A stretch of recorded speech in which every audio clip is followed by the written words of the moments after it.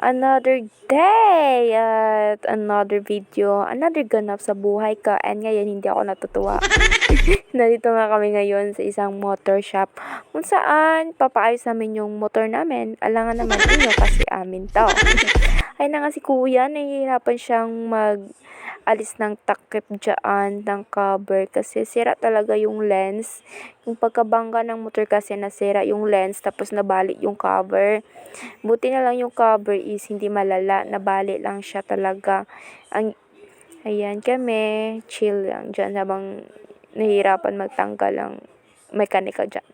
Ayan na nga, sira-sira talaga, tignan no. Buti na lang yung lid, hindi nasira dyan.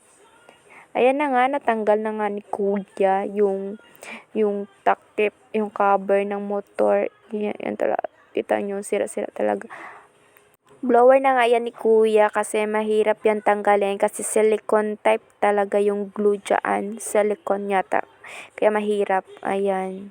Okay kuya, push mo yan. Ayan na nga, nagutom ako. And nag-order ako dyan sa McDo. Nakain-kain na ako ng burger dyan.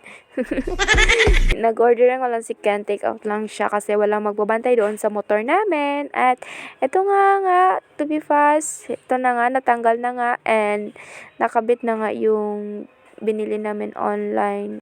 Di ko sure kung original, importante, maayos at di napapasukan ng tubig yung lid namin.